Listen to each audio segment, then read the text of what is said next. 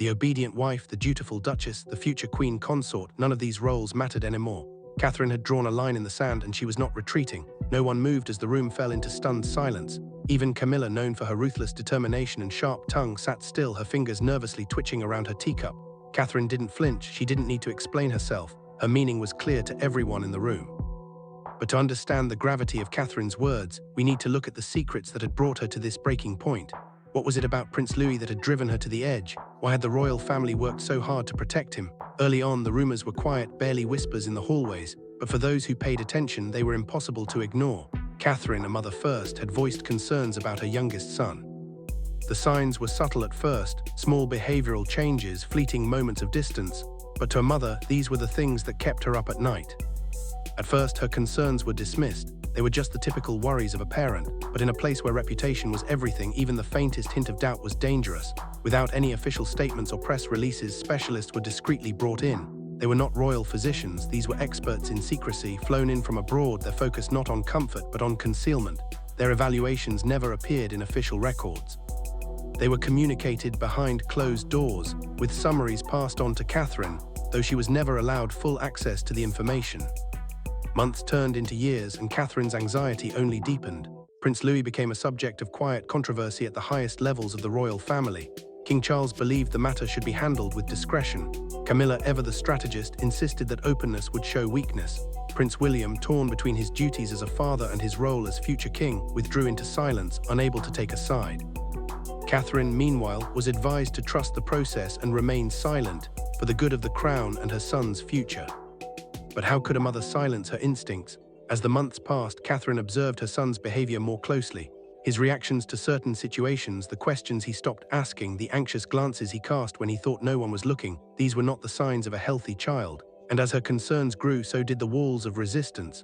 Whenever she requested transparency, she was met with pity rather than answers. She was told that opposing the royal system would only hurt her son more, but Catherine wasn't convinced. Letters filled with her anxieties and fears were sent to those she once trusted, William, Charles, even the Royal Medical Board, but those letters never saw the light of day. They were locked away in the royal archives, sealed with a mysterious code known only to a select few. Catherine had come to realize that Prince Louis wasn't just a royal child, he was a pawn in a game she had never agreed to play. As the palace worked to maintain its flawless reputation, Catherine was breaking down behind closed doors. The monarchy's secret was becoming too large to conceal. One name, one figure began to emerge in hushed conversations. A man who had no title, no public recognition, only the role of overseeing Louis's behavior. This man, Mr. E, had been given unprecedented access to the future king's son. No one outside the inner circle knew who he was or what he was doing, but Catherine had her suspicions. And as her research into his background deepened, those suspicions turned to horror. Mr. E, a so-called developmental specialist, had connections to controversial behavior modification programs abroad. These programs, which had been criticized for their intrusive methods, operated in secrecy, putting outcomes over patient welfare. And as Catherine watched the subtle changes in Louis, it became clear that something was wrong. Her once lively, curious son had grown distant and fearful. He flinched at her voice, avoided eye contact with his father, and began to refer to Mr. E as the man who corrects errors. Catherine's fears deepened when she confronted the palace about Mr. E's influence. The response was dismissive, with Camilla defending the man and claiming that royal families worldwide had endorsed him. But Catherine wasn't fooled. She insisted that Louis's therapy reports be made public, that Mr. E be removed. The confrontation was fierce, cold fury erupting behind closed doors. Camilla accused Catherine of being overly emotional and jeopardizing the monarchy's future. But Catherine wasn't backing down. As Catherine gathered evidence, emails, session notes, staff reports, the conspiracy became undeniable. One internal communication read, "We lose control of the Windsor story if she speaks." The cover-up was unraveling, and then one fateful night, it all came to a head.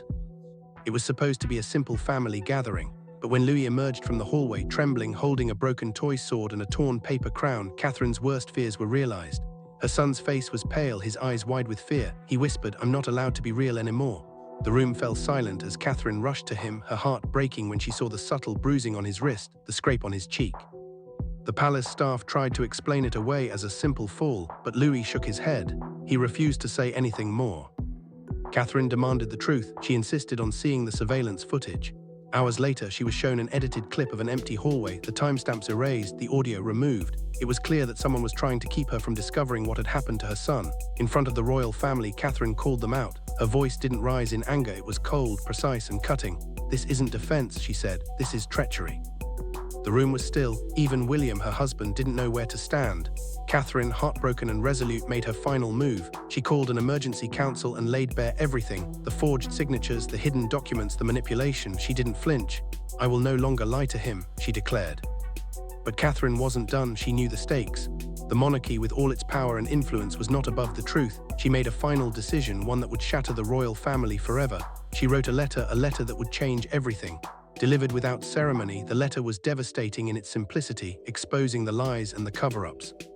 The palace's response was swift. Camilla, furious, accused Catherine of treason. Charles, silent, read the letter over and over. He knew the gravity of the situation. The weight of Catherine's words hung in the air, heavier than any crown or royal duty. As she stood there, unyielding and resolute, the atmosphere in Buckingham Palace shifted. The walls, once symbols of stability and control, seemed to close in around her. The royal family, that well-oiled machine of tradition and duty, had ground to a halt. And yet, within that silence, it became painfully clear. Catherine was no longer the obedient wife, the dutiful duchess, or the future queen consort. She had become something more, something far more dangerous to the monarchy. She had become a mother driven to expose the truth. No one moved, even the ever-imposing Camilla, whose reputation for cold calculation and sharp rhetoric was well known, seemed unnervingly still. Her fingers, usually so precise in their movements, twitched around her teacup as though it were the only thing anchoring her to reality. Yet Catherine's gaze never wavered. She did not need to explain herself. In those few words, she had laid bare everything that had been festering beneath the surface for so long. Her meaning was clear, her resolve implacable. She would not be silenced any longer. To understand the depth of this moment, we must first peel back the layers of secrecy and deception that had surrounded Catherine's decision. For years, the royal family had been shielded from the truth by its own carefully curated image, an image that Catherine had once fiercely protected. But that was before her concerns about Louis grew too loud to ignore. At first, her worries were dismissed as those of any mother, especially one in her position. A mother worried about the future of her child, about the pressures that would inevitably weigh on him as he grew into his royal role. But as time passed, the signs grew clearer, more impossible to dismiss. Prince Louis, once a bright and curious child, began to change. His behavior shifted in subtle, almost imperceptible ways at first. Withdrawals into himself, unexplained moments of anxiety, a distance between him and the family that was hard to define but impossible to ignore. Catherine, always attentive to the smallest shifts in those she loved, felt something deeply unsettling in the changes she observed in her son. His laughter, once a familiar sound in the halls of Kensington Palace, grew quieter. The joy he once took in exploring the world around him dimmed. It wasn't just that he seemed to retreat into himself, it was as though something had been taken from him, something vital, something irreplaceable. She could see the confusion in his eyes, the sorrow in his posture, and it pierced her heart in a way nothing else ever had.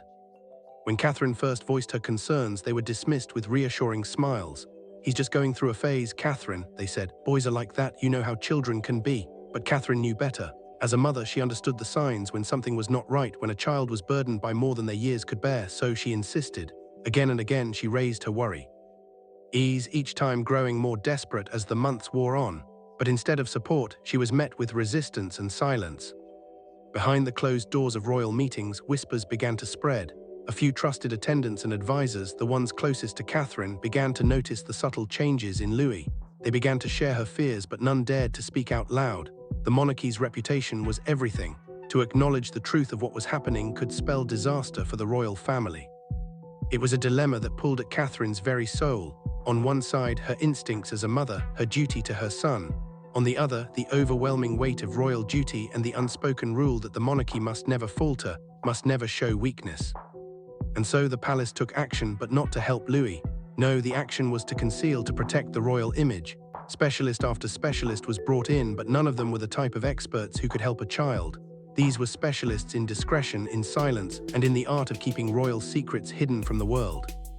They worked in the shadows, never making official reports, only offering whispered summaries, carefully crafted to assure Catherine that all was well, when in truth the situation was far from it.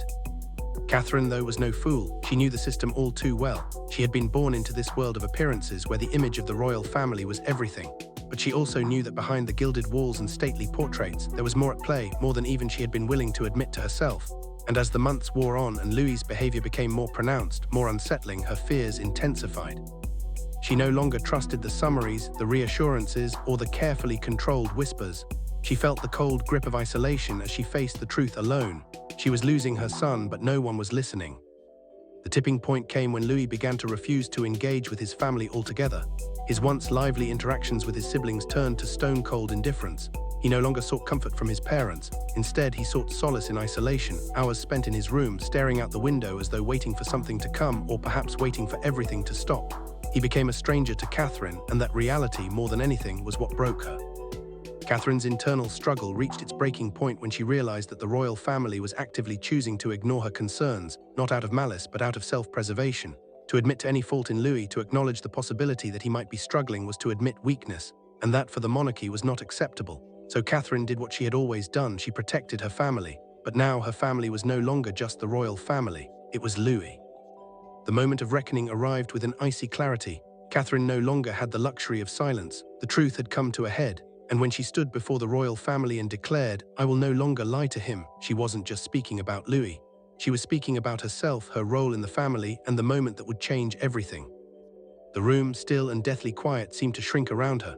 No one spoke, no one moved. Prince William, the once steadfast protector, seemed to shrink in her presence. His silence was a betrayal, a sign of just how deeply the family's code had infected every corner of their lives. Even the steadfast Camilla, who had made her mark as the royal consort, now sat unnervingly still, her emotions unreadable. In the face of Catherine's defiance, the truth could no longer be hidden. The royal family, in all its glory, could no longer keep up the facade of perfection. The carefully constructed walls around the monarchy had cracked, and the truth about Louis and the royal family's failure to protect him had come into the light. Catherine had drawn a line in the sand, and there would be no retreat. The consequences would be far-reaching, but in that moment Catherine knew one thing for certain. Her son's future, their future, depended on her refusal to stay silent. The monarchy might have survived countless scandals before, but it would never survive this truth. And Catherine, once the dutiful wife, had now become the mother willing to destroy everything in order to save her child.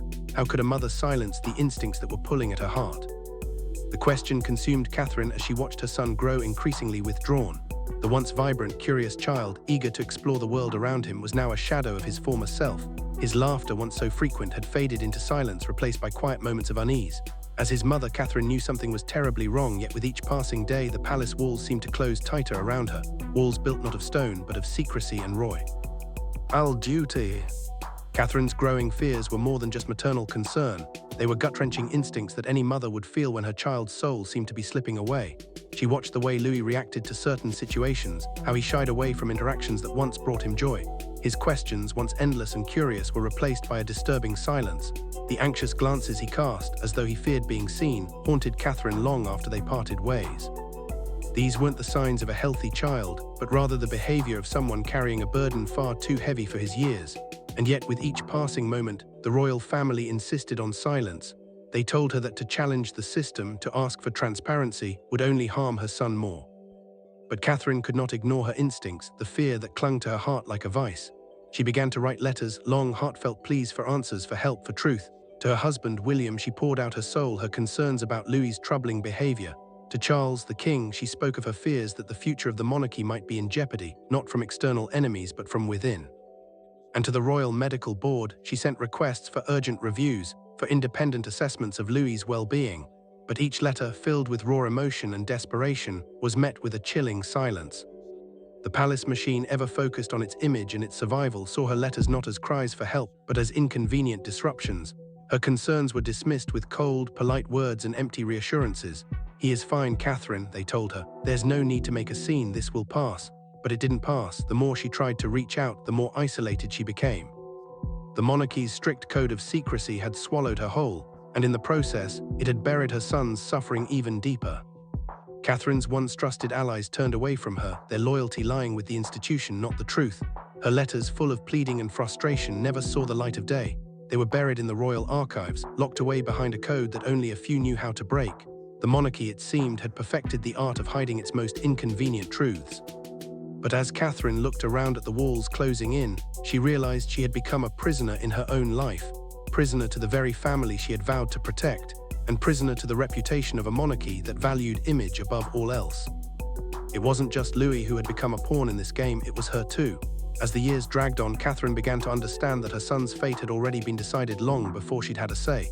Louis wasn't merely a child to be loved and protected. He was a symbol, a future king who needed to be perfect, who could not afford to show any sign of weakness.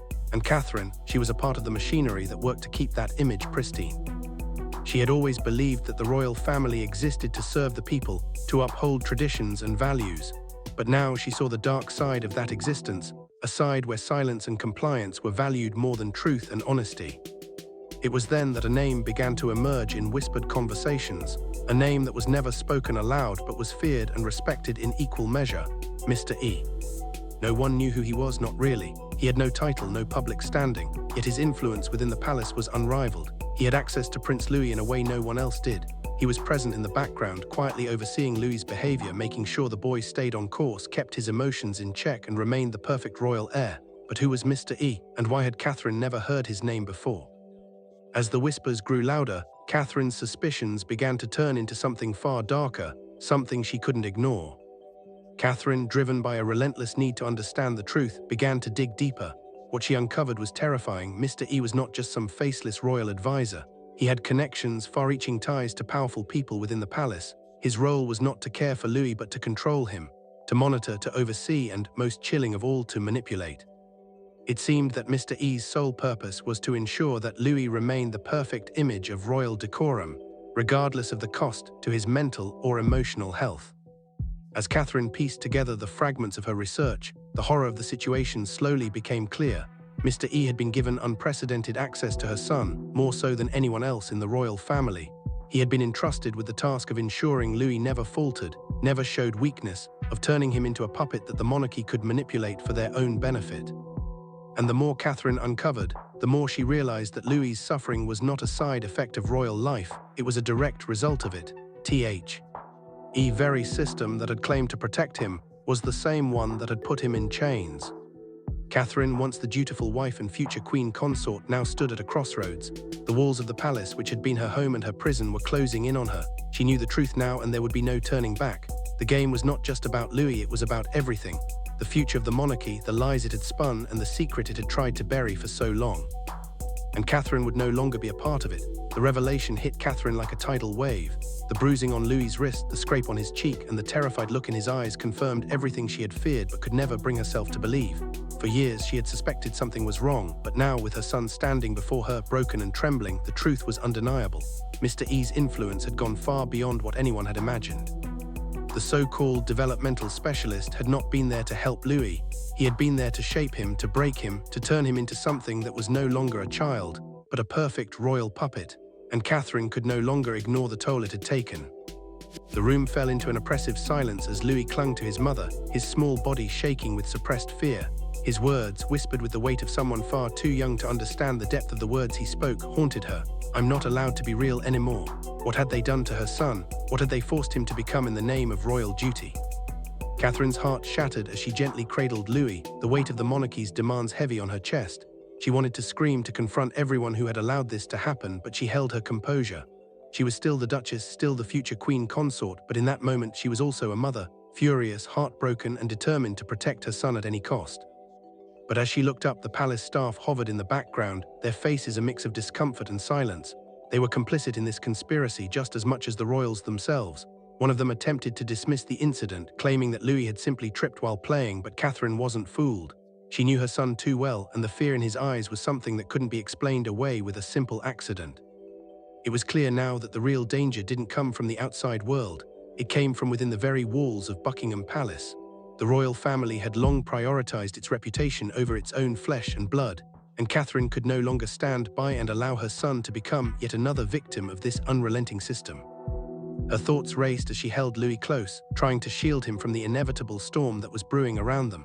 She needed evidence, proof that would expose the truth to the world. It was no longer about protecting the monarchy or preserving the illusion of royal unity. It was about saving Louis, about ensuring that he would never again be forced to hide behind the mask of royal perfection.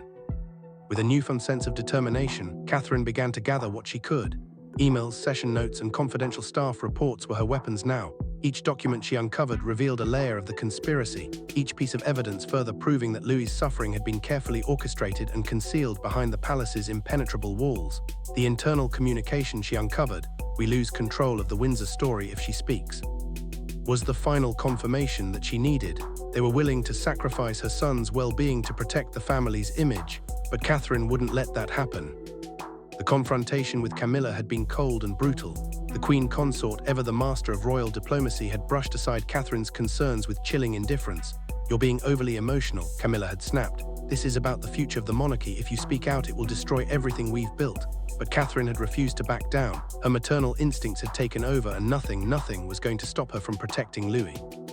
As the days passed, Catherine's resolve only grew stronger. She knew the path she was walking now was fraught with danger, but she couldn't turn back. The palace had forced her into a corner, and now with the evidence she had gathered, she was prepared to confront them all, William, Charles, even Camilla, about the truth of what had been happening to Louis. She had fought for silence long enough. Now it was time to fight for her son. But the storm was only beginning. Catherine had unknowingly set the wheels of a much larger conspiracy in motion. The consequences of her actions would be far-reaching, affecting not only her own family but the future of the monarchy itself. The royal machine, once so powerful and untouchable, was now facing a threat it couldn't ignore. Catherine had become its greatest enemy, and in the battle for her son's freedom, there would be no winners. That fateful night, as Catherine held Louis in her arms, she knew one thing for certain: there was no going back. The truth would come to light no matter the cost. The monarchy would either face the reckoning it so desperately needed, or it would collapse under the weight of its own lies.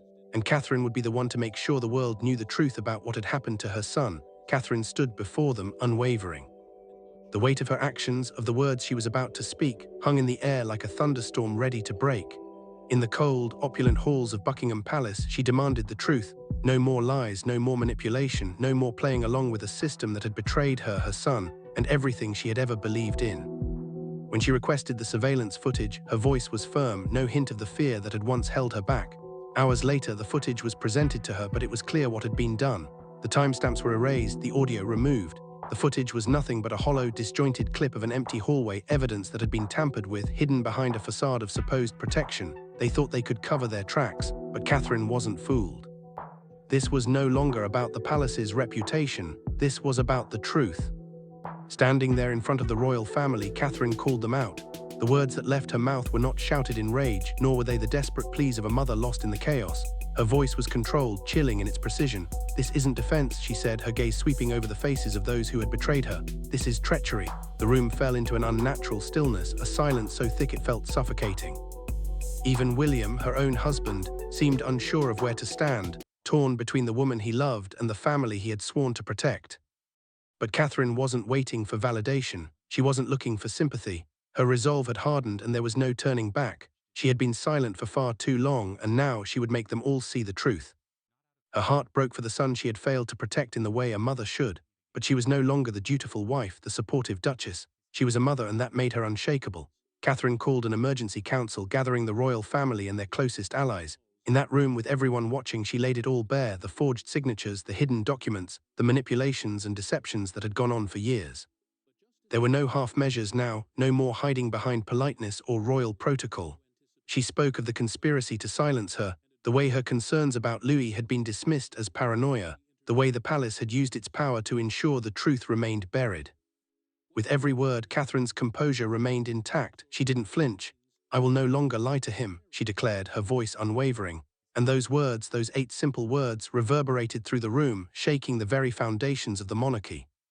But Catherine knew the fight wasn't over. Not yet. She had exposed the corruption within the royal family, but there was one final move to make, one last act that would change everything. She wrote a letter, simple, devastating, and final. In that letter, she laid out the full extent of the cover-up, the lies and the manipulation. No grand gestures, no flourishes, just the cold, hard truth. The palace had protected its own image, no matter the cost. And now Catherine was ready to burn it all down. The letter was delivered without ceremony. There was no pomp, no grand unveiling. It was just a letter, a document that would send shockwaves through the royal family. The consequences of its contents would reach far beyond the walls of the palace, touching everyone and everything.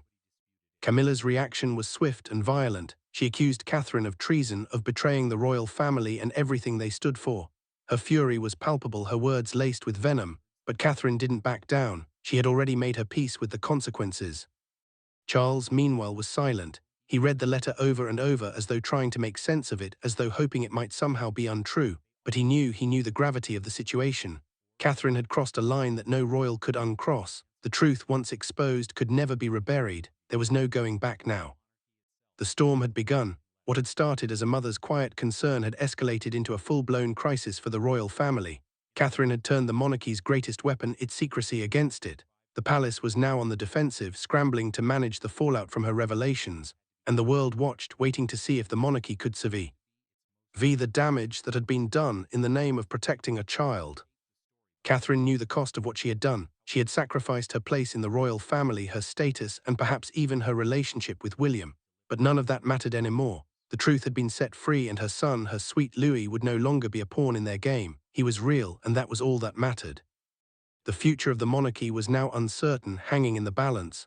The choices Catherine had made would have repercussions far beyond anything she could imagine. But for the first time in years, she felt a sense of peace, knowing that she had done what was right for her son, no matter the cost.